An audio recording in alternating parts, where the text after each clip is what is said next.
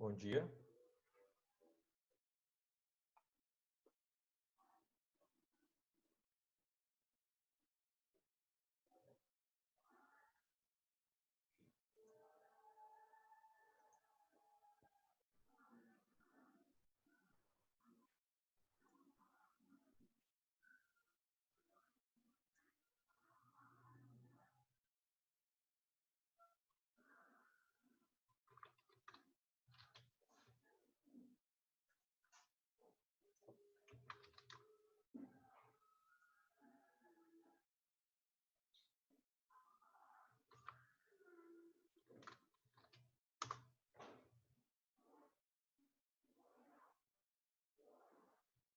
Bom dia, tudo bem? Está me ouvindo?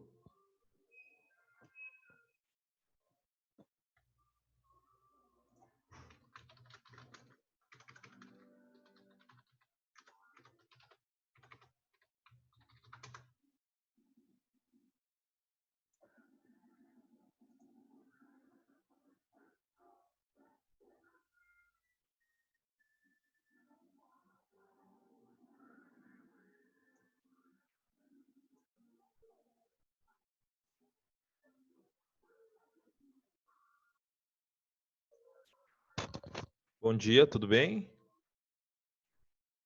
Está me ouvindo? Eu não estou ouvindo você. Deixa eu ver se seu áudio está habilitado.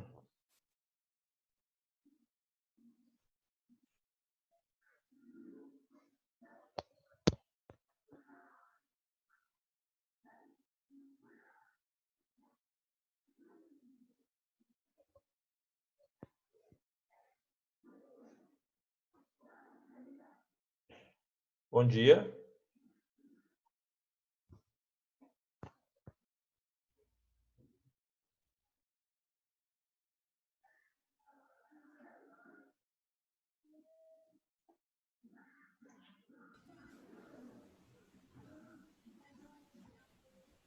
Alissa, você me ouve? Tô conseguindo te ouvir agora. Ah, tá. Só tá você e a Rosângela, né? É.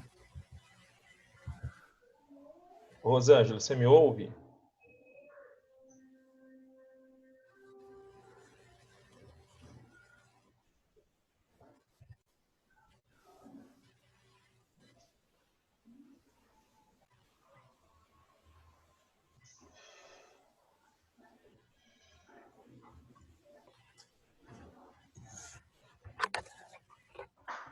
Bom dia, Felipe.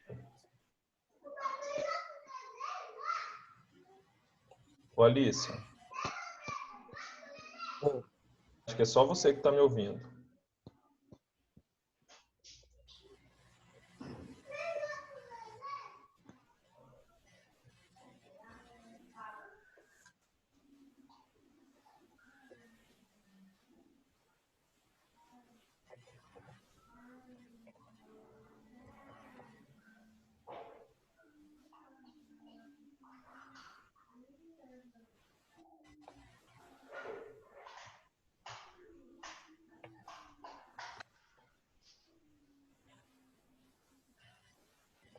Rosângela, está me ouvindo agora?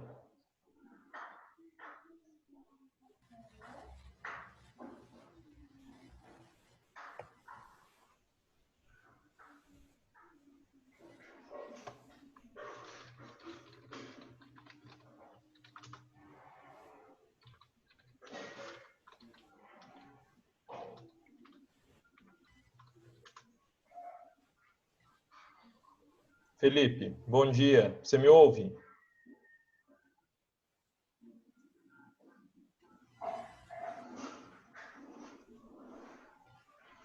Bom, não sei se vocês estão me ouvindo, gente.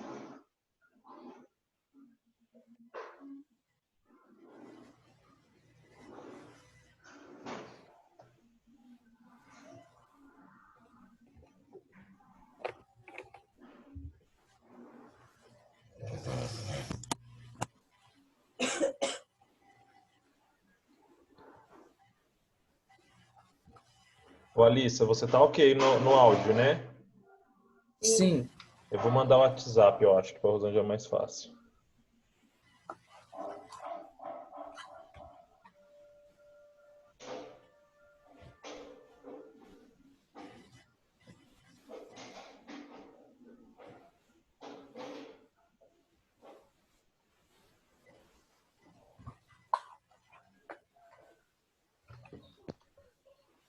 O áudio dela não tá ligado.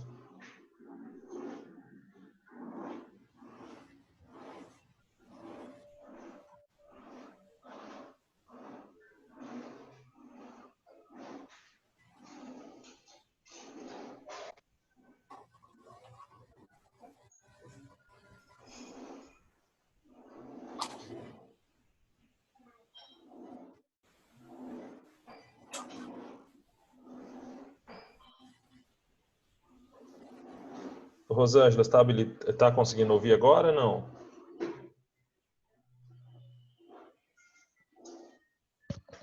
Rosângela.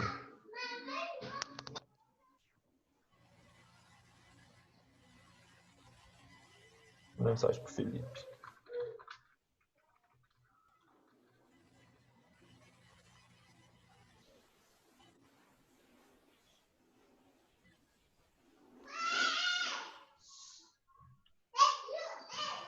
Ô, Alissa, você é de que série? Oi? Você é de que turma? Eu sou de educação física. Não, eu sei, mas que turma? A do segundo ano? O quinto semestre. Quinto semestre, né? Você Terceiro. mandou. Você é da mesma sala que a Rosângela? Sim, ela mandou no grupo lá. Ah, tá bom. É porque só tá vocês, eu tô achando estranho. O pessoal não deve estar participando mesmo, né? Ah, eu acho que não, cara. Ninguém deve estar participando, mas tá bom. Eu tô gravando o áudio, tô gravando a apresentação, e aí depois eu vou disponibilizar lá no Ava então, tá bom? Para quem não Tá tiver. bom, eu aviso eles. Eu vou mandar a mensagem aqui para a Rosângela que eu vou começar a explicação e, e daí depois ela pega lá então.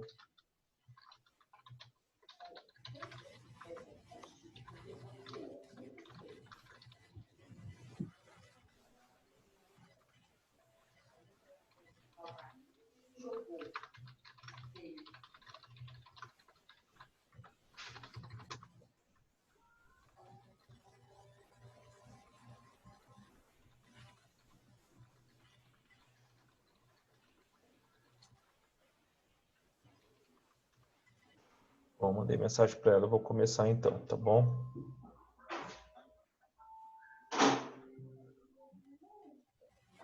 Bom, vamos lá. Vocês estão vendo só o slide, né? Sim. Não tem mais nada na tela para vocês. Não, tem as pessoas que estão logadas e você. O Felipe, a Rosângela, eu e você, né? Tá bom. Eu vou começar a falar, então, vai ser bem rápido a aula de hoje, porque é uma sessão muito curta lá do sistema, né? Então, é uma aula que vai falar só sobre a aptidão física e sobre atividade física. Então, só para a gente poder fazer essa introdução, nessa unidade 2 a gente vai estudar 3 tópicos, que é essa primeira unidade de hoje, que a gente vai contextualizar a aptidão física e vai falar um pouquinho de alguns estudos que foram feitos pelo IBGE para poder caracterizar a população brasileira, tá bom? Aí na seção 2 a gente vai falar de instrumentos e protocolos de avaliação, e aí vão entrar alguns instrumentos que eu acho que a maioria de vocês já tiveram, que é o Parquet, o recordatório 24 horas, entre outros. E na seção 3 a gente vai estudar isso também, só que alguns outros instrumentos para poder. Aí tem um cálculo de avaliação cardiorrespiratória, que eu acho que é a parte mais difícil assim, dessa disciplina, que é um cálculo que a gente tem que fazer. E aí, depois que a gente terminar esse cálculo, a gente vai. Aí fica fácil, mas isso não é cobrado em prova, tá? Vou só mandar a mensagem aqui.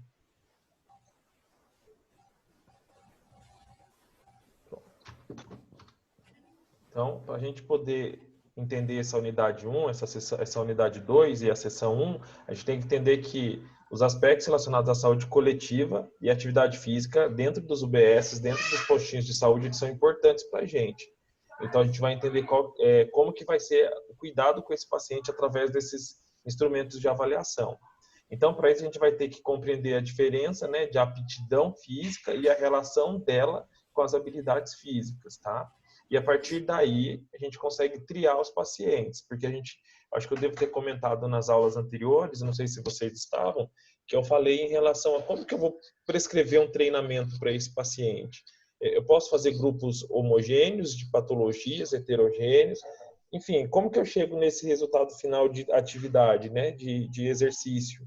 Através da triagem dessas capacidades. Então, primeiro eu trio habilidades físicas e as aptidões físicas dele. Depois que eu tenho isso elencado, eu consigo montar esses grupos mais fechados. O áudio está cortando para vocês ou não? Não, tá tranquilo. Não, então tá bom. Então, a gente vai avaliar nessa sessão 1 da unidade 2, o que é endurance, o que é composição corporal, o que é força muscular, o que é flexibilidade. E a gente vai também conceituar as questões de habilidade física, que entra agilidade, coordenação, equilíbrio, potência, tempo de reação e rapidez desse paciente para poder fazer as atividades.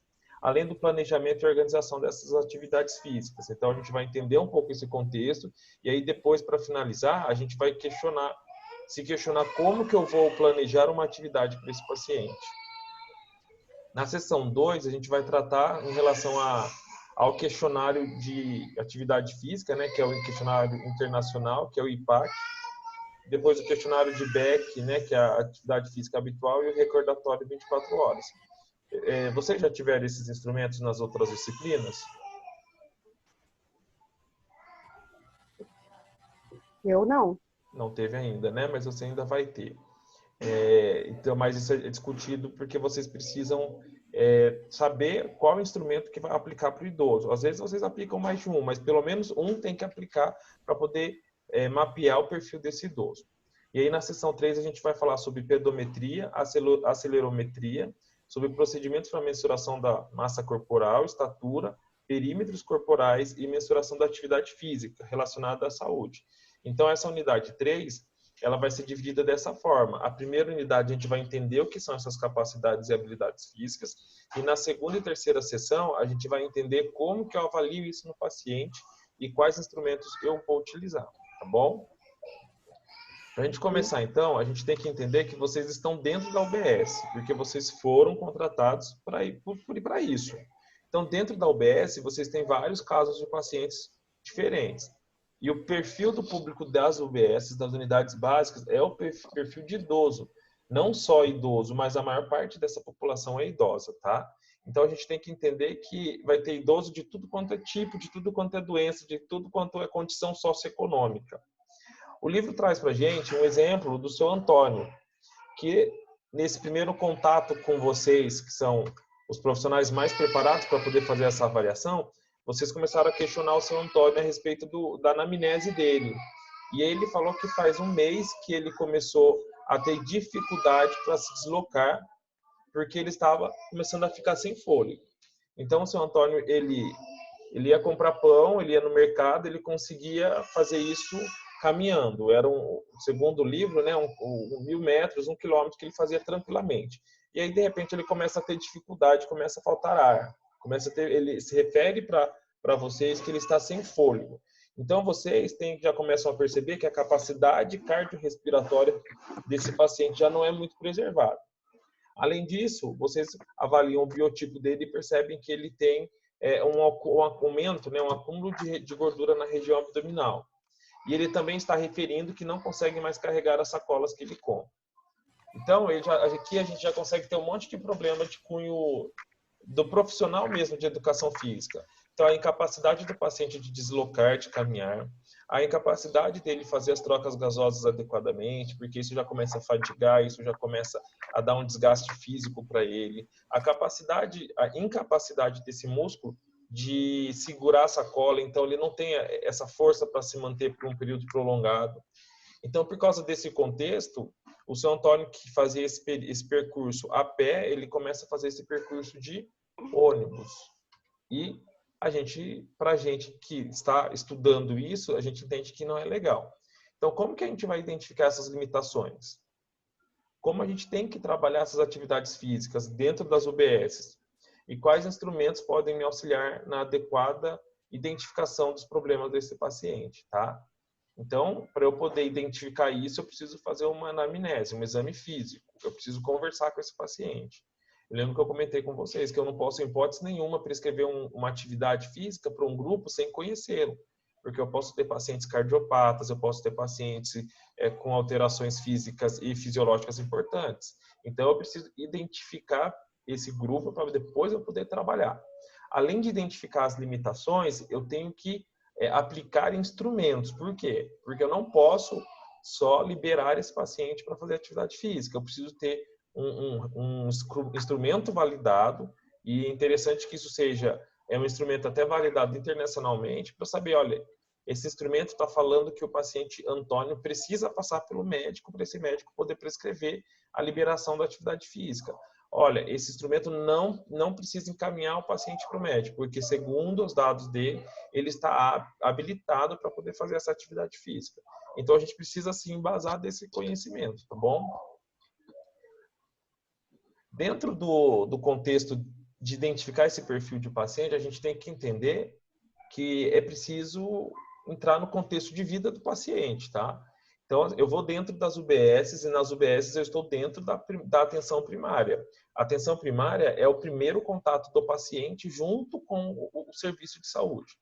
Então, dentro das UBSs, eu tenho que compreender o perfil desse paciente. Em relação ao sedentarismo, eu falei muito de idoso, mas a gente não está trabalhando só com idoso, a gente trabalha com crianças, a gente trabalha com mulheres em grupo de risco, com homens em grupos de risco, a gente trabalha com adultos, com crianças especiais, com grupos de obesos. Então, não necessariamente eu vou trabalhar com o idoso, mas independente do perfil de público que eu vou trabalhar, eu tenho que compreender se esse perfil é sedentário, qual é o estilo de vida desse grupo, quais são as escolhas que eles fazem em relação ao estilo de vida deles. Então, eu tenho que começar a entender alimentação, prática de atividade física, estilo de trabalho. Então, um trabalho onde a pessoa trabalha sentada o dia inteiro é diferente do trabalho onde uma pessoa fica fazendo atividade física o dia inteiro. E também o perfil de contemporaneidade. O que é isso? É entender quais são os mecanismos que facilitam o sedentarismo desse paciente. Hoje a gente tem muito mais acesso a muitas informações, a muitos serviços. Então, é tudo mais fácil. A gente não precisa, por exemplo, preparar a alimentação. A gente pode comprar a alimentação pronta. Eu não preciso ir buscar essa alimentação. Ela vai vir até mim se eu quiser. Eu não preciso ir andando até o meu serviço. Eu posso pegar um ônibus, eu posso pegar um carro, eu posso pegar um táxi, um Uber. Então, o que a contemporaneidade ela ajuda no sedentarismo, ou na melhora ou na piora dessa qualidade de vida? Então, a gente precisa entender isso também, tá? Quando eu entendo isso, eu entendo o estilo de vida dele, eu entendo a condição econômica. Eu já comentei em sala de aula sobre o que esse paciente tem de acesso. É um paciente que tem uma dieta balanceada, ele tem acesso a um serviço de saúde adequado. Esse paciente ele tem acesso ao médico, ao nutricionista, ao fisioterapeuta, ao profissional de educação física. Ele pode pagar por uma prática de atividade física, ele tem um personal. Como que funciona? Então, tudo isso tem que ser avaliado para eu poder conhecer esse paciente. Mas, infelizmente, um perfil que é muito comum, principalmente nos idosos, porque isso já é fisiológico, é o ganho de peso, tá? Além do ganho de peso, ele vai ter alteração da massa muscular, então ele já tem uma diminuição de massa muscular, ele já vai ter uma diminuição da capacidade dos órgãos, né, dos sistemas de funcionarem adequadamente, não porque ele esteja doente, mas porque ele esteja idoso, isso é natural do envelhecimento. Então, segundo alguns estudos, a gente tem que entender que a prática da atividade física ela vai melhorar a capacidade desse indivíduo se adaptar às atividades diárias, tá? Então, ela diminui a presença de doenças cardiovasculares e doenças relacionadas até a câncer. Então, tem estudos que nem o estudo de Anderson, né, de 2010, que fala que a prática de atividade física na atenção primária, olha que coisa importante, lá antes do paciente desenvolver qualquer problema, ela pode minimizar as doenças cardiovasculares. Então, assim, a gente já sabe disso. Vocês não precisam nem terminar essa faculdade para saber disso. O aluno do primeiro ano já sabe que a prática de atividade física reduz complicações. Então, reduz índices glicêmicos, índices de gordura dentro da corrente sanguínea, e isso vai reduzir as doenças cardiovasculares, tá? Além da prevenção ou redução da osteoporose, melhora da capacidade funcional, o bem-estar psicossocial também é muito importante. Então, quando ele pratica qualquer tipo de atividade física, seja da mais tranquila, da mais leve possível, que vai estar mais relacionada com a interação social, ele já vai ter uma melhora do bem-estar psicossocial, além de reduzir também o estresse, a ansiedade e a depressão. O sedentarismo, ele é considerado ainda, né? Ele vai ser por um bom tempo um problema de saúde pública, porque a gente entende que o Brasil está mudando o perfil de atividade e de prática de atividade física. E por causa disso, a gente precisa entender que esse vai ser um público que o profissional de educação física vai encontrar dentro das academias, dentro da atenção primária. E dentro do NASF, que é o Núcleo de Apoio à Saúde da Família, que a gente já discutiu em sala, a gente tem que ter como objetivo promover hábitos saudáveis de atividade física, né, de qualidade de vida para essa população. Então, a gente tem que entender que, independente do grupo, eu vou trabalhar com pessoas doentes, sedentárias, tá? E se for um grupo específico de idoso, eu vou ter que ter todas as habilidades físicas alteradas, porque ele vai ter equilíbrio alterado, ele vai ter capacidade de flexibilidade alterada, ele vai ter um acúmulo natural de gordura na região própria, se for homem ou se for mulher, e vai ter também o déficit motor, déficit auditivo, que é propício desse envelhecimento. Para a gente poder continuar, então, eu vou precisar conceituar para vocês a atividade física, tá? Da habilidade. Então, a atividade física, ela é qualquer movimento corporal produzido pela contração de músculos esqueléticos e que resulte no aumento substancial das necessidades calóricas e gasto energético em repouso. Então, a atividade física é qualquer coisa que esse paciente, que esse aluno, que esse idoso vai fazer, que vai movimentar as células dele, e isso vai gastar mais energia, vai ter mais gasto calórico. Esse gasto energético vai consumir mais energia dele. Então, não necessariamente a atividade física, ela vai ser uma prática de atividade que vai ser musculação, que vai ser uma corrida. Não, ela pode ser uma simples movimentação. Eu posso pedir para esse paciente fazer uma caminhada. Isso já movimenta as células, isso já gasta energia, e esse gasto energético já vai ser importante para ele, tá bom? O exercício físico já é uma atividade em que eu vou ter que conciliar estruturas, né, repetidas de atividades, e eu vou avaliar esse paciente em relação aos componentes de aptidão física. Então, para eu prescrever exercício físico para esse paciente, eu preciso entendê-lo melhor, porque eu preciso compreender todo o contexto dele, toda a avaliação física dele, entender se ele tem equilíbrio preservado, se ele tem capacidade de movimentação preservada, se ele tem a questão óssea preservada, porque essa atividade física ela é mais leve, mas quando eu falo de exercício físico, eu posso prescrever uma atividade muito mais trabalhada, mas para isso eu preciso compreender toda a capacidade de aptidão física dele. Então, a prescrição de exercício ela é muito mais elaborada do que a prescrição de atividade física, tá? Para vocês, por exemplo, um paciente que está andando para trabalhar, porque ele está andando, é um caminho que ele faz para buscar o pão, ele está fazendo uma atividade física. Mas quando eu vou fazer uma prescrição de caminhada, uma prescrição de uma corrida mais elaborada, eu vou fazer uma avaliação cardiorrespiratória, eu vou fazer avaliação física, uma anamnese mais detalhada, então isso já entra como exercício. Teve uma pesquisa feita pelo IBGE, né, que falou um pouquinho sobre o perfil do brasileiro em relação à atividade física. E aí vai dividir esse perfil em relação a nível de formação, então estratos de formação, quem tem formação universitária, quem não tem, quem tem ensino fundamental, a prática de atividade física nesse grupo. Então, esse estudo dividiu essa pesquisa em avaliar aonde esse paciente faz atividade física, onde esse brasileiro faz atividade física. E aí foi dividido em 4 domínios, que é o domínio de lazer, Então, para eu poder falar assim, que no meu tempo livre eu pratico atividade física, esse meu tempo livre tem que ser exatamente o tempo em que eu não estou trabalhando e que eu não estou estudando. Então, é meu sábado, meu domingo, as minhas noites, eu vou para a academia, eu vou para a praça praticar atividade física, ou fico no meu condomínio correndo. Isso é minha atividade física, no meu tempo livre. Mas também o estudo tem um outro domínio, que essa prática é feita no trabalho. Então, se no meu trabalho eu preciso fazer atividade física, quantos minutos, quantas horas por dia eu pratico essa atividade física no meu trabalho? Isso é diferente de praticar atividade física no lazer, tá bom? E também classifica como atividade física no deslocamento. Então, eu vou para a faculdade, eu vou para o meu trabalho andando. Isso é uma prática de atividade física. Eu vou buscar meus filhos na escola e eu gasto meia hora para ir, meia hora para voltar. Isso é uma atividade física realizada no deslocamento. E no âmbito das atividades domésticas. Então, estou arrumando casa, estou lavando roupa, estou cozinhando, estou limpando, varrendo, passando. Enfim, tudo que eu fizer dentro do meu âmbito de atividade doméstica, eu posso contabilizar como horas ou como minutos de atividade física.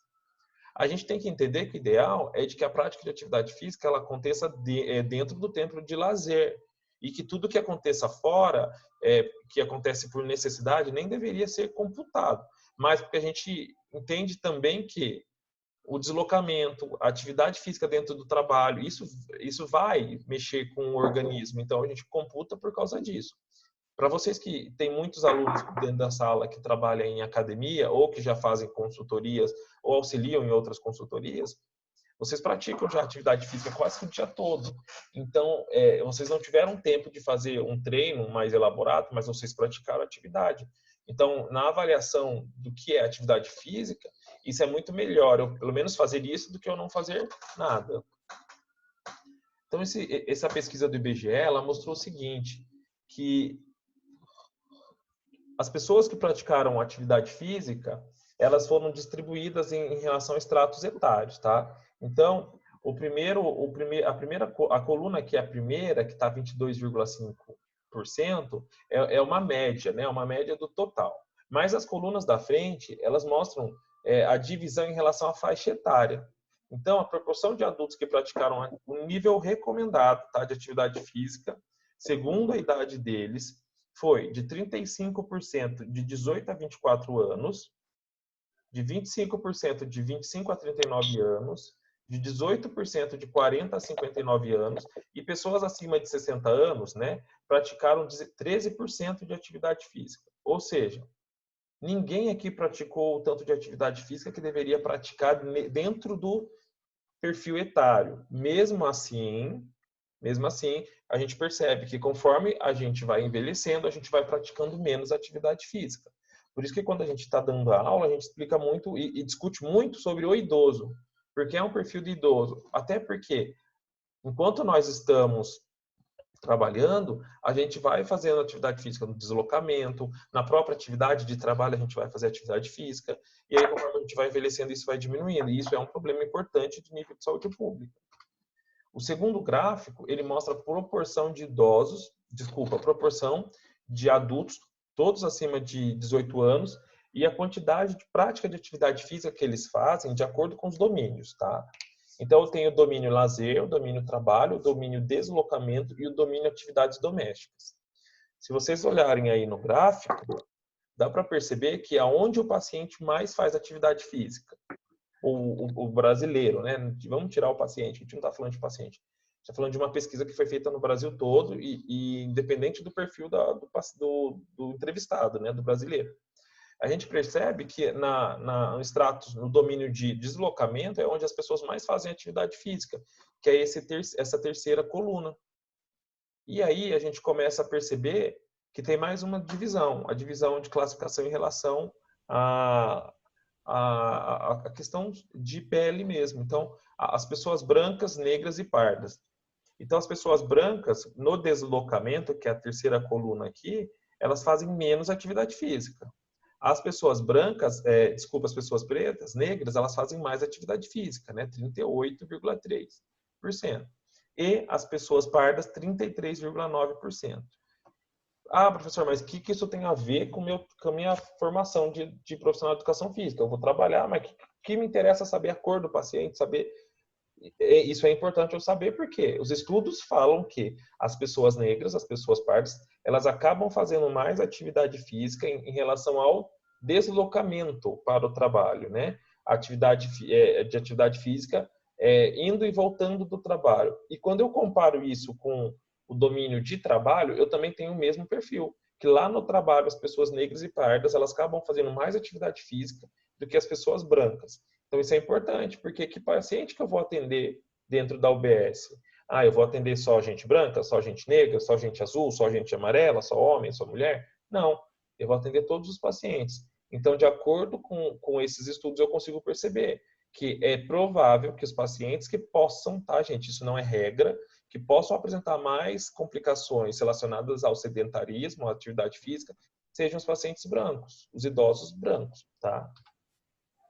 E o último gráfico, ele mostra a quantidade de atividade física que esse paciente faz em relação à sua formação, em relação à sua instrumentalização, à sua formação acadêmica.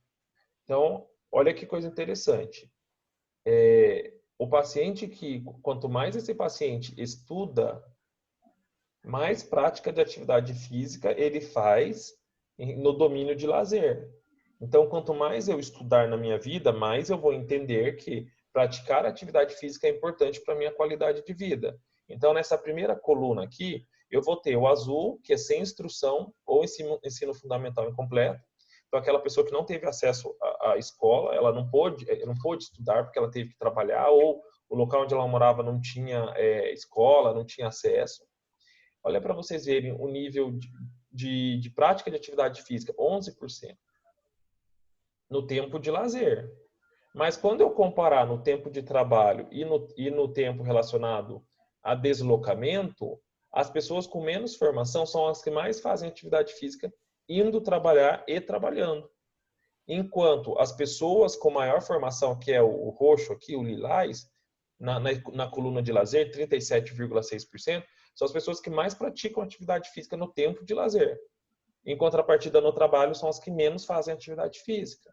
Então, eu cuidando de um paciente, de um idoso, de um adulto dentro da UBS, ou dentro da própria academia, porque a gente cuida desses pacientes na academia, eu já tenho que pensar assim, o paciente, qual que é a formação desse paciente? Por que a anamnese é importante? Porque se eu identifico isso, eu já compreendo que o paciente que mais estudou, ele tem conhecimento dessa necessidade, só que ele é o que tem menos tempo de fazer isso, porque no trabalho ele não faz isso, no deslocamento para o trabalho ele não faz isso, e nas atividades domésticas ele não faz isso. Então, ele vai ter que ter esse tempo de lazer para poder fazer essa atividade física. Então, esse quadro ele é importante porque ele mostra isso, ele relaciona a quantidade de atividade física que as pessoas vão fazer em relação ao domínio, né, da atividade física e em relação também à formação dela. Então, pessoas, quanto mais estudam, mais fazem atividade física no tempo de lazer. Em contrapartida, as pessoas que menos estudam, elas são as que menos fazem atividade no tempo de lazer, porque não tem tempo de lazer para essas pessoas, é difícil elas terem. Ou quando tem, elas adotam um estilo de vida sedentário, que é o que a gente já viu anteriormente. Ô, gente, tá tranquilo por enquanto? Vocês têm alguma dúvida? Se tiver alguma dúvida, pode perguntar no chat, tá bom? Uhum. Esse próximo slide, ele faz um questionamento para a gente. Por que a boa parte dos brasileiros, de acordo com essa pesquisa, é considerada insuficientemente ativa?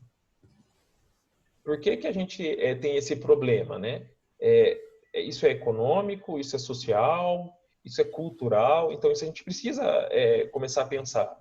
Por que o brasileiro não pratica atividade física? E o trabalho ali, né, os estudos que eu mostrei aqui, que são os mesmos que estão no livro de vocês, eles não falam do quantidade de tempo livre que essas pessoas têm. Então, a gente não sabe se aquelas pessoas que não praticam atividade física, elas têm tempo. Mas a gente avaliando a nossa vida, a gente sabe que olhando ao redor, os nossos familiares, os nossos amigos, muitos têm tempo, mas não praticam. Será que isso é cultural? Será que isso é sociocultural? Será que é porque não tem dinheiro para pagar uma atividade? Será que é porque a própria UBS não fornece esse tipo de serviço, esse tipo de prática? Então a gente tem que começar a pensar, tá? E vocês, como futuros profissionais de educação física, consegue imaginar esse desafio, né? Que vai ser trabalhar com esse perfil de idoso, esse perfil de doente. Então, a gente já consegue imaginar quais estratégias a gente vai ter que lidar para esse perfil de paciente sedentário dentro das UBS, tá? Então, na seção 2 e 3, a gente vai trabalhar esses instrumentos de avaliação, mas a gente já tem que pensar, o que eu vou fazer para esse paciente, para esse idoso, para esse adulto obeso, para essa criança, para esse adolescente sedentário, que só fica no celular, que só fica no computador, que não brinca mais fora na rua, que só brinca dentro de casa, e todas as brincadeiras são relacionadas às atividades virtuais, computador, celular. Como que eu vou trabalhar com esse perfil? É uma população totalmente sedentária. Então, é um desafio que vocês vão ter, que vocês precisam se adaptar a isso, tá bom? A aptidão física, ela pode ser entendida, então, como um conjunto de atributos ou características que o indivíduo tem ou alcança e que se relaciona com as habilidades de se realizar uma atividade física. Então, a aptidão física tem que estar diretamente relacionada à habilidade de realizar essa atividade física. Então, se o meu paciente, por exemplo, não tiver equilíbrio, ele não vai ter a capacidade, ele não tem a habilidade de fazer um monte de atividade física. Então, eu vou ficar ter que... nessa bola aí, né, professor, por exemplo. Exatamente. Esse paciente, ele está na bola justamente porque, na verdade, tem que ser avaliado isso isoladamente. Porque a própria bola, né, ela já vai exigir um equilíbrio maior dele para ele poder ficar na posição correta. Então, se ele não tivesse equilíbrio nenhum, talvez ele nem estaria na bola. Talvez ele estaria numa superfície muito mais rígida, por exemplo, numa cadeira. Ou sentado diretamente no chão, encostado na parede. Então, essa atividade física que está mostrando no slide, na imagem, ele exige equilíbrio dele, não concordam comigo? Porque se ele não tivesse o equilíbrio, ele não poderia estar ali. Tá bom? Então, a gente vai ver que tem outras habilidades físicas que são relacionadas, tá? Mas primeiro a gente vai trabalhar com algumas capacidades de atividade física desse paciente para ele poder literalmente executar essa atividade física. Então, eu preciso compreender o que é endurance cardiorrespiratório. Endurance cardiorrespiratório é a capacidade, né, a habilidade do sistema cardiorrespiratório, então, do coração, do pulmão, de fornecer a quantidade exata de oxigênio para o paciente, para o aluno, enfim, para quem a gente estiver trabalhando, para ele poder fazer a atividade física. Então, a gente está passando por um período que é o período, né, de coronavírus aí, que é o Covid-19, em que as pessoas estão sendo contaminadas, e uma característica muito importante dessa doença é a capacidade respiratória, porque é um vírus que ele vai desenvolver complicações muito, muito diretamente relacionadas ao aparelho respiratório desse paciente. Então, o paciente que não tiver a capacidade de fazer a troca gasosa, né, trocar oxigênio ali, CO2 por O2, normalmente, na atividade física ou na atividade de vida diária normal, esse é um paciente que tem endurance cardiorrespiratório comprometido. Eu estou dando o exemplo do coronavírus porque ele desenvolve uma pneumonia. Então, o paciente com alguma doença cardiorrespiratória, ele não consegue nem praticar atividade física, porque ele não consegue nem conversar, ele não consegue nem falar. Porque a gente vai conversando, a gente vai falando e vai tendo um gasto energético, um gasto de oxigênio para a gente poder conversar. Então, a gente tem que avaliar como que é esse paciente. Eu estou dando o exemplo do coronavírus, mas independente disso, eu vou ter um paciente que é DPO-cítico, o paciente com doença pulmonar obstrutiva crônica. Eu vou ter um paciente que vai ser o paciente que vai ter enfisema pulmonar. Eu vou ter um aluno que é aquele aluno que fumou a vida toda, que agora ele entendeu o processo de saúde, qualidade de vida, e agora ele parou de fumar. Mas a quantidade de nicotina, a fumaça toda que ele inspirou durante 20, 30 anos, ela não sai de um dia para o outro do organismo. E como é o endurance cardiorrespiratório desse paciente? Ele consegue fazer essa troca? Não. Às vezes eu tenho um paciente que ele não tem nenhum preparo físico adequado, ele não tem nenhum estilo de vida, ele não usa nenhum tipo né, não fuma, não bebe, mas ele não tem uma habilidade de fazer esse endurance cardiorrespiratório adequadamente. Esse paciente que não tenha nenhuma doença, ele vai ser trabalhado para que ele possa ter o endurance cardiorrespiratório adequado. Então, a gente vai melhorar isso através da atividade física. Mas, quando eu falo de atividade no nível primário, dentro das UBSs, a gente não pode esperar um paciente que não tenha nenhum problema.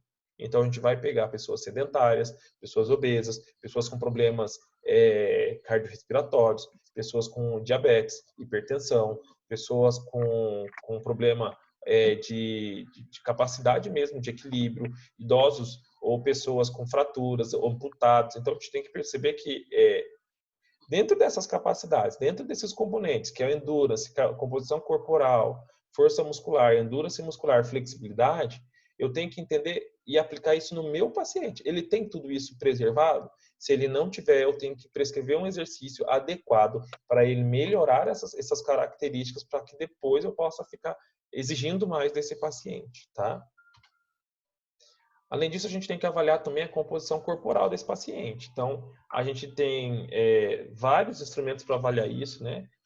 O livro traz uma avaliação mesmo que eu acho que é muito crua, muito ruim de ser feita, que é o índice de massa corpórea, o IMC, mas tem outros, né? Tem outras formas de se avaliar isso, mas inicialmente a gente vai trabalhar com o índice de massa corpórea, que eu acho que eu vou discutir com vocês na sessão 2 ou 3.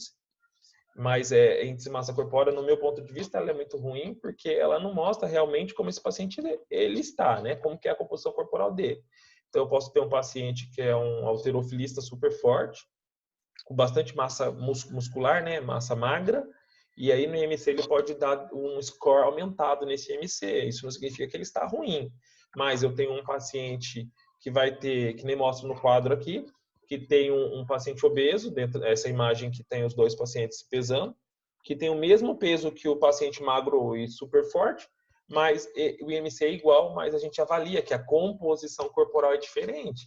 Num paciente, a composição corporal é mais massa magra e no outro, a maior parte desse peso é relacionada à gordura. Então, a tecido adiposo. É diferente trabalhar esses dois pacientes, tá? Eu também preciso compreender e avaliar essa força muscular desse paciente. Então, qual que é a habilidade desse músculo de garantir de vencer a resistência? Então, isso é normal a gente perceber quando a gente prescreve, né? Eu não prescrevo, mas quando vocês prescrevem uma atividade física e o aluno, quando ele está executando, vocês vão percebendo que o músculo começa a ter ele começa a tremer, ele não tem força para vencer a resistência. Então, é um músculo mais fraco. Então, a gente precisa avaliar isso nesse paciente. Ele tem essa capacidade? Ele tem força muscular preservada? Não, se ele não tem, então, que atividade física eu posso prescrever para que ele possa, aos poucos, ir melhorando essa capacidade, tá bom? O endurance muscular é muito parecido com a força muscular, mas a força está relacionada à resistência e o endurance muscular está relacionado à fadiga. Então, esse músculo fadiga com que rapidez? Exatamente no começo do exercício? Não. O paciente ele tem uma sobrecarga de atividade física e aí depois que ele vai tendo apresentando fadiga até parar de fazer atividade física. Então, o endurance é muito relacionado à fadiga. E a flexibilidade, que é a capacidade de amplitude dos movimentos articulares desse paciente. Então, eu tenho uma foto de uma idosa totalmente flexível. Mas é esse tipo de idoso que a gente vai trabalhar dentro das unidades de saúde, dentro das UBS, dentro dos núcleos de apoio à saúde da família, dentro dos ESFs, não é esse tipo de paciente. Então, a gente vai trabalhar com paciente que vai ter limitação de flexibilidade. Mas a gente tem que entender que a prescrição adequada de atividade física, ela melhora essa capacidade. Então, um exercício, uma atividade que não necessariamente vai despender gasto energético muscular, que ele vai ter que fazer uma caminhada, mas que inicie, por exemplo, com alongamentos adequados e todos os dias fazendo esse alongamento, ensinando esse paciente a fazer isso, ele vai melhorar essa capacidade. E concomitante a isso, ele melhora todas as outras, que é a resistência, né, do músculo, a capacidade desse músculo resistir mais a esse exercício, o endurance cardiorrespiratório também. O livro de vocês, na verdade, está no AVA isso, tá?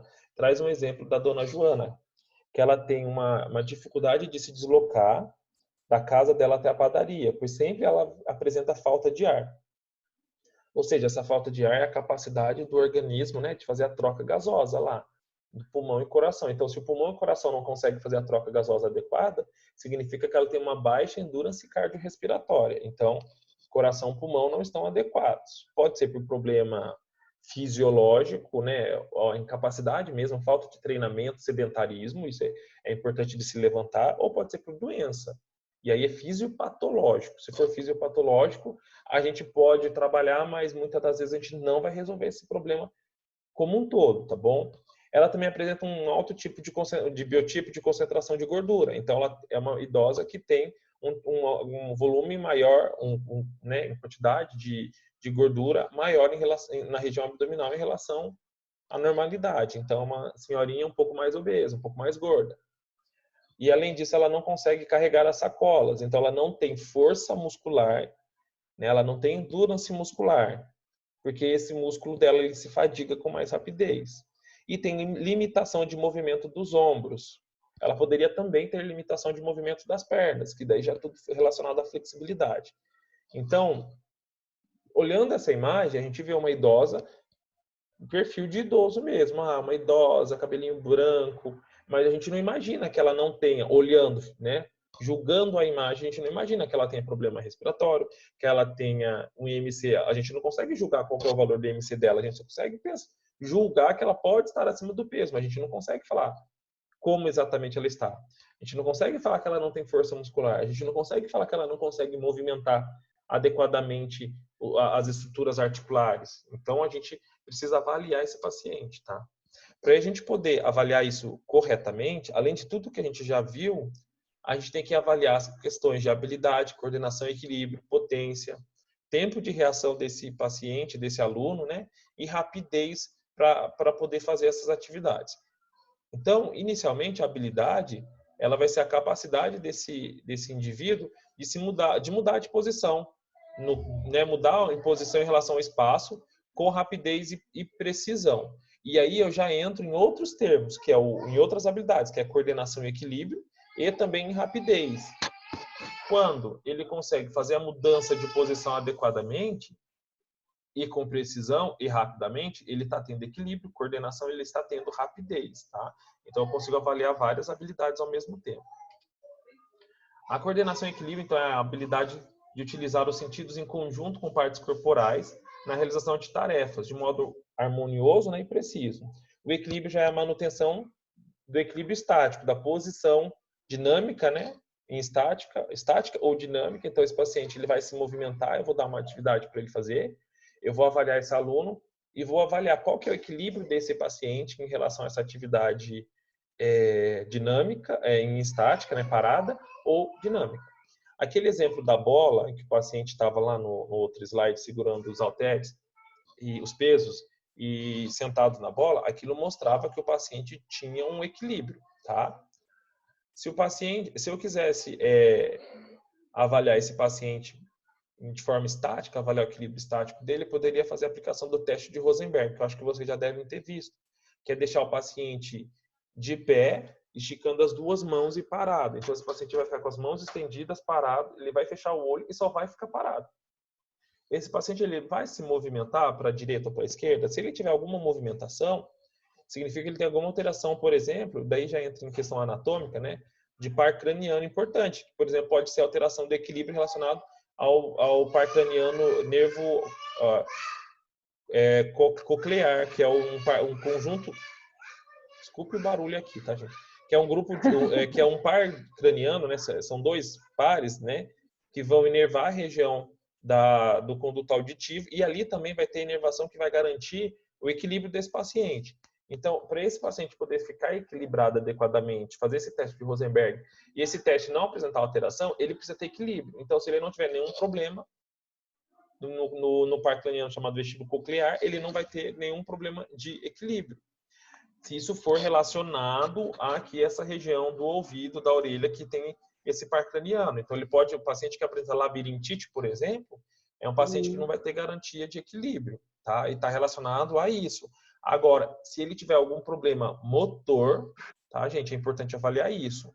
Ele teve uma amputação de um dedo, ele teve uma amputação de 2 dedos, ele teve um pé amputado. É impossível que eu consiga avaliar o equilíbrio desse paciente. Então, se ele tiver alguma alteração, ela tem que ser aceitável, ela tem que ser avaliada, tá bom? e a potência desse paciente fazer essa atividade física. Então, assim, ele consegue realizar adequadamente essa atividade física? Então, aqui na imagem que traz lá no AVA de vocês, mostra, né, um atleta, né, mostra uma pessoa de alta performance. Mas quando eu vou avaliar a potência dentro da UBS, eu tenho que esperar avaliar a potência de uma pessoa que não vai ter uma potência adequada. Isso, inclusive, é diferente de avaliar a potência dentro de uma academia. Quando eu avalio todas essas habilidades dentro da academia, eu entendo que o paciente, o aluno que chegou ali, né, seja independente da idade dele, ele vai ter preservado algumas dessas coisas. É diferente de tratar dessa pessoa dentro de uma OBS, onde a gente espera, infelizmente, isso é um perfil que é errado, porque a gente não devia entender que a pessoa vai só doente para a OBS. A gente deveria entender que a OBS deveria ser a segunda casa dessa paciente, onde ela vai se prevenir de desenvolver doença. Então, o ideal era que eu cuidasse dessas pessoas antes delas desenvolverem doença, tá? Eu estava vendo um vídeo ontem, depois eu vou postar isso no AVA para vocês, depois que eu terminar a aula, que falava que quando foi criado, né, as academias ao ar livre, aí, que a gente costuma ver espalhada pela cidade toda, que foi feito um estudo, e nesse estudo foi provado que cada R$ 1 gasto de investimento era economizado R$ 4 de tratamento desse paciente. Então, eles entenderam que cada R$ 1 gasto para construir isso economizava R$ 4 de tratamento em saúde lá na frente. Então, se isso já, esse estudo que já é velho, que só a reportagem que eu vi já tem 6 anos, então o estudo foi feito muito antes. Então, se a gente entende que se políticas públicas forem investidas corretamente, e se dentro da UBS eu tratar a pessoa antes dela desenvolver as complicações, eu vou estar economizando em atenção secundária e terciária lá na frente. Eu vou estar economizando desse idoso, por exemplo, fazer uma cirurgia lá na frente, dele ter um AVC, acidente vascular encefálico, dele ter uma fratura de fêmur. Eu vou estar economizando financeiramente, por quê? Porque eu vou estar prevenindo, eu vou estar tratando. E isso é exatamente o princípio básico, né? A premissa do SUS, que é prevenção de problemas, né? Prevenção de alterações e complicações de saúde. Então, se vocês dentro da UBS conseguirem entender isso, a gente vai prevenir outras complicações importantes. Uhum. Uma outra habilidade que é importante se avaliar nesse aluno, né, nesse idoso, nesse paciente, é o tempo de reação. Como ele responde a essa atividade física. Então, eu vou dar lá uma atividade, eu posso, por exemplo, jogar uma bola para ele, como se fosse brincar de batata quente, e eu jogo para ele. Quando eu jogo essa bola para ele, qual que é o tempo que ele segura essa bola? Ele consegue segurar? Eu joguei muito rápido, eu joguei muito devagar, como é que foi isso? Então, a gente tem que avaliar assim, o tempo decorrido do estímulo de início, né, da atividade. Então, se eu jogar a bola para ele, ele teve reflexo rápido, esse reflexo foi adequado, então ele tem potência preservada. Não foi rápido, então ele tem potência alterada. Uma outra habilidade que eu vou avaliar também é a rapidez. Está muito relacionada, tá? O tempo de reação à rapidez. Só um pouquinho, por favor. Gente, vocês desculpem os barulhos aí, tá? Das crianças, mas aqui tá de complicado. O tempo de rapidez vai ser a habilidade dele realizar um movimento no menor tempo possível. Então, dentro da formação de vocês vão atuar lá nas escolas públicas, vocês vão atuar nas escolas privadas, vocês vão atuar nas academias, nas consultorias, vocês vão atuar em UBS, vocês vão fazer consultorias específicas, vocês vão atuar nos estúdios, enfim. Em todos os lugares que vocês atuarem, vocês vão avaliar os alunos e os pacientes de uma forma muito individualizada. Então, qual que é a rapidez com que esse paciente ele consegue se movimentar, ele fazer? Então, dentro da formação de vocês e dentro das escolas, a gente vai avaliar, por exemplo, o giro dessa pessoa. Então, quando eu coloco uma bola, a pessoa virada contra o gol, a bola atrás dele, e eu falo para ele, olha, você vai correr, você vai chegar lá, você vai dar um giro, vai parar ao lado contrário, depois vai virar e chutar a bola imediatamente. Então, ele vai trabalhar equilíbrio, ele vai trabalhar também rapidez. Então, é um exemplo de como eu avalio isso dentro das escolas, com o aluno, né? Com ensino fundamental, ensino médio. Mas e dentro das academias? E dentro das UBS? Então, eu tenho que tomar até cuidado como que eu vou avaliar isso. Porque se o paciente tiver um equilíbrio e uma agilidade alterada, eu já nem preciso avaliar a rapidez, porque eu já sei que a rapidez dele é comprometida. Tá bom? Pessoal, já está acabando, tá? Então, vamos imaginar o caso do seu Amarildo, que foi o paciente que a gente discutiu, que eu passei para vocês lá no começo da aula, lá nos primeiros slides. Aquele paciente que tem 63 anos e que começou a pegar ônibus, né, para visitar a filha, e ele fazia isso andando, ele caminhava. Então ele começou a ter complicações. Que complicações que ele começou a desenvolver que modificaram essa rotina de vida dele? Isso é importante a gente avaliar. Considere essa atividade diária está sendo desempenhada com alguma dificuldade. Acho que só está a Rosângela com áudio, mas vocês percebem alguma alteração? O que eu falei, de tudo que eu falei aqui relacionado à habilidade e capacidade física, que foram modificadas do seu marido em relação a antes. Anteriormente ele andava 1 quilômetro para poder ir na casa da filha.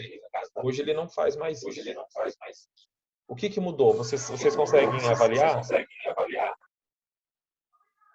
O áudio, para mim, está vindo muito ruim. Picado, professor. Não estou conseguindo entender direito. Tá, depois eu tento ver a gravação como ficou. Alissa, você consegue perceber alguma alteração? Ele diminuiu o tônus muscular, né? Ele acabou ficando mais fraco. Então, endurance muscular alterado. E menos resistência. Resistência. Endurance cardiorrespiratória alterado também. Né? Quem que é a fofa demais? Que está logada aqui embaixo. Acho que ela não está ouvindo. Tudo bem. Então, assim, a gente já percebeu que essas alterações, elas são importantes e eu preciso trabalhar essas alterações no meu paciente. Então, como que eu vou trabalhar isso entendendo essa clínica? Como que eu vou prescrever atividade física? Antes de eu prescrever essa atividade física, eu vou ter que entender que condição socioeconômica, social, esse paciente ela apresenta. É um paciente que tem acesso a que tipo de material, que tipo de alimentação. Eu vou conseguir acompanhar esse paciente com mais frequência quando eu prescrever essa atividade física? E então eu preciso também saber disso para poder prescrever exercícios, né, atividades físicas que vão melhorar essa capacidade dele. A gente tem que entender que dentro da UBS a gente não vai estar disponível todos os dias para esse paciente, embora devesse, a gente não consegue. Então, muito do que ele vai fazer vai ser relacionado a grupos de apoio. Então, eu vou trabalhar e identificá-lo como grupo, mas depois disso ele vai ter que continuar fazendo essas atividades fora dos grupos. Então, eu preciso compreender essa condição e contexto social dele. Tá? As habilidades mencionadas, então, são muito importantes para esse desempenho. Então, pegar um ônibus, ir fazer uma compra, levar o filho, o neto, ir trabalhar, poder andar para trabalhar, poder fazer uma atividade física dentro de casa é muito importante. Eu dei um exemplo em sala de aula para vocês do paciente que tem insuficiência cardíaca congestiva, a gente chama de ICC. O ICC ele vai ser dividido em vários níveis, né, em vários graus. Então, um paciente com um grau mais leve de ICC é um paciente que consegue andar, consegue fazer uma atividade física mais leve, é um paciente que consegue arrumar a casa dele. Mas um paciente que tem um grau elevado, um grau mais de comprometimento do ICC, é um paciente que, para varrer a casa dele, ele já tem uma sobrecarga cardíaca. Só que o coração dele é tão fraco que ele não pode ter sobrecarga nenhuma. Então, o simples fato de varrer a casa vai ser um comprometimento da qualidade de vida desse paciente. Imagina você cuidar de um paciente e prescrever atividade física a uma pessoa que não pode varrer a casa. Isso é complicado, isso não é fácil. Então, a gente precisa entender corretamente essas capacidades e essas habilidades. Começar a prever pensar que prescrição de atividade física tem que fazer, tá bom? Então, a gente não pode excluir a agilidade, a coordenação, o equilíbrio, a potência, o tempo de reação, a rapidez, o endurance cardiorrespiratório, o endurance muscular, tá? A gente não pode excluir nada desse paciente para poder avaliar corretamente. Tem mais 2 slides só e já termino. A partir desse exposto, quais metas devem ser adotadas para que o seu Antônio, seu Amarildo, né, possa melhorar essa qualidade de vida dele? Primeiro, a gente tem que entender que a moderada dificuldade de deslocar está relacionado à endurance cardiorrespiratória. O biotipo com alta concentração de gordura é um perfil normal que eu vou cuidar, então está relacionado ao desequilíbrio da composição corporal, o IMC vai estar alterado, e a dificuldade de carregar sacolas então vai estar relacionada à endurance muscular, tá bom? Desse paciente. E a resistência, que também é a resistência, tá? Diante disso, o que eu tenho que prescrever então? Que atividade que eu vou focar? Eu vou focar em atividades que vão aumentar o endurance cardiorrespiratório desse paciente, atividades que vão, orientações, tá, gente? Não só atividade. A gente sabe que para o paciente poder, para o aluno poder ter uma diminuição de gordura, do nível de gordura do corpo, eu vou precisar prescrever exercícios de atividade, né, de prescrição, né, de exercícios físicos que vão trabalhar a questão muscular, né, o ganho de força muscular, mas também o ganho de resistência, o ganho de habilidade de ter essa gordura, esse tecido adiposo. Então, eu não posso prescrever um exercício que vai sobrecarregar o coração desse paciente, porque ele é um paciente idoso, sedentário. Mas como que eu vou reduzir a gordura corporal? Não necessariamente vai ser só com atividade física. Ele precisa entender a importância da atividade física nesse contexto. Mas eu preciso fazer orientações em relação à alimentação. Eu preciso orientar esse paciente, encaminhar esse paciente para o nutricionista. Então, o nutricionista vai prescrever uma dieta mais adequada, e aí, durante a dieta adequada e a atividade física, ele vai ter uma diminuição da gordura abdominal. E também o ganho de força e de endurance muscular nos membros superiores da região do tronco, tá? Para poder fortalecer mais essa musculatura. Então, eu, como desafio de um paciente só que eu avaliei, só estou falando de um paciente, eu vou ter que fazer uma prescrição de atividade voltada para adequar e melhorar todas essas capacidades. E eu não acho isso fácil. Eu acho que isso é um desafio muito grande. Porque dentro de uma academia, vocês vão ter todos os recursos necessários. Mas dentro de uma UBS, vocês não vão ter. E o paciente também não vai ter isso dentro da casa dele. Tá bom? Pessoal, os slides acabaram. Vocês têm alguma dúvida? Não, tô tranquilo. Rosângela, tem alguma dúvida? Rosângela? Ou eu? Não é Rosângela? Estou chamando errado. Rosa, professor. Pode chamar de Rosa. É Rosa, a Rosa. Verdade, estou chamando de Rosângela. Viu, Rosa, professor? alguma dúvida? Não, tá, foi bem esclarecedor. Eu só queria fazer uma sugestão. Sim. Se você poderia montar um grupo no WhatsApp sobre as suas aulas, porque daí eu jogaria o link apenas para os alunos, né, da sua aula. Porque eu joguei para um grupo que nem todos têm aula com você. Ah, tá. Eu vou tentar colocar o vídeo no AVA, tá bom? Se eu não conseguir pôr no AVA, eu mando o link para vocês. Tá. E também, eu fiz um teste hoje gravando, porque eu nunca tinha gravado. Então, eu acredito que está gravando. Tá aparecendo aqui, ó, gravando neste computador. Mas eu só vou saber se deu certinho depois que eu terminar. Então, se tiver o vídeo certinho, eu vou disponibilizar. Se não tiver, eu vou disponibilizar a aula, mas aí eu coloco à disposição para os alunos tirarem as dúvidas, tá bom? Tá. Você vai começar a tentar... tá. O áudio, Alissa, você me ouviu bem do começo até o final ou teve alguma complicação no áudio? Teve algumas vezes que caiu, mas foi por causa da minha internet. Ah, tá. Mas você me ouviu bem enquanto eu estava falando, né? Tava legal aí. Sim, eu acho que o único problema é que alguém tá usando o áudio no Output. Aí tá dando duas vozes para você. Tá, daí na próxima eu desligo então. Eu desligo de todo mundo.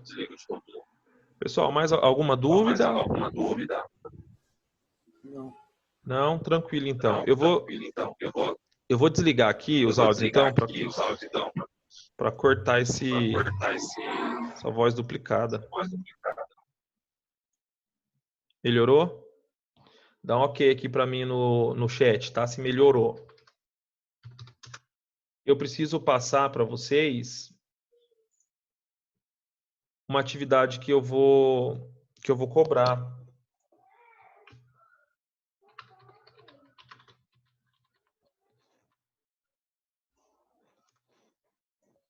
Ah, então, tá bom. Na próxima aula a gente corta, então, eu deixo todo mundo sem áudio. E aí, quem tiver dúvida, já vai direto no chat perguntando, tá bom? Eu acho que fica mais fácil.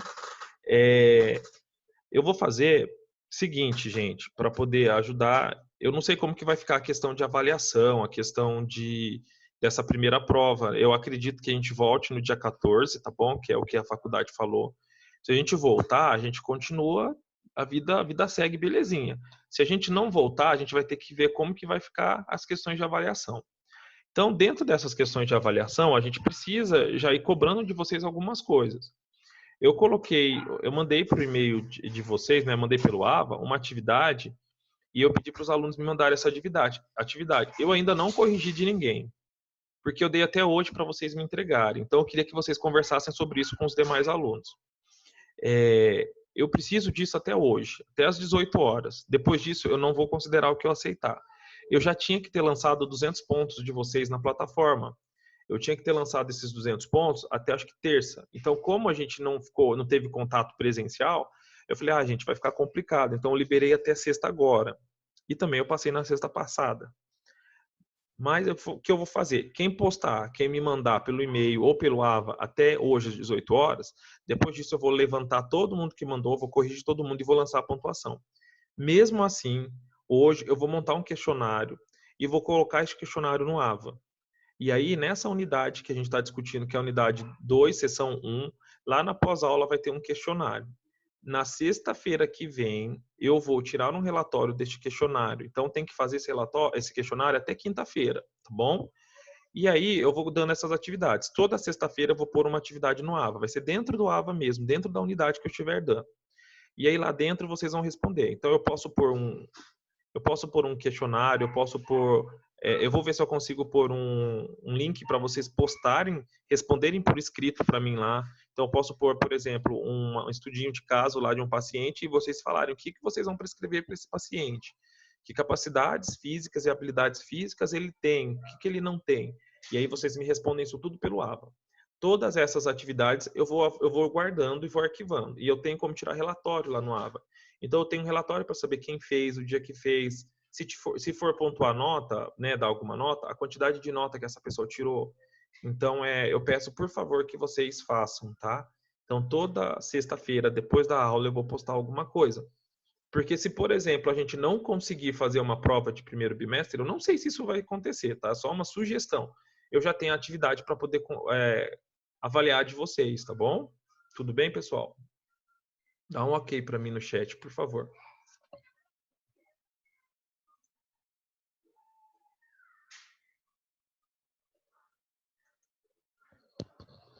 Ok, então, combinado. Vocês têm alguma dúvida? Podemos encerrar a aula? Vou ligar o áudio, tá, gente? Fica mais fácil aí vocês falarem. Pessoal, vocês têm alguma dúvida? Não, tranquilo. Tranquilo? Rosa, tá tranquilo?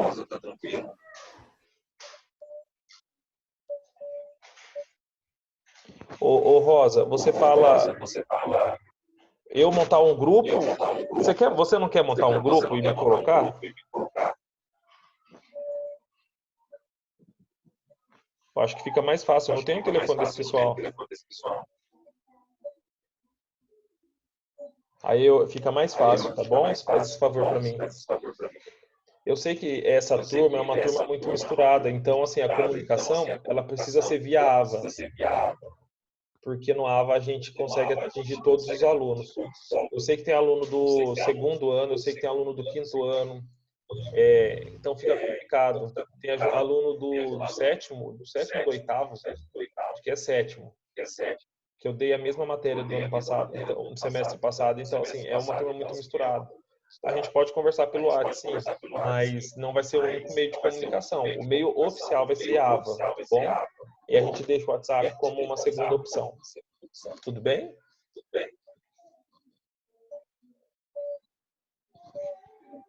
Pessoal, então eu vou desligar. Qualquer coisa vocês mandam mensagem, tá bom?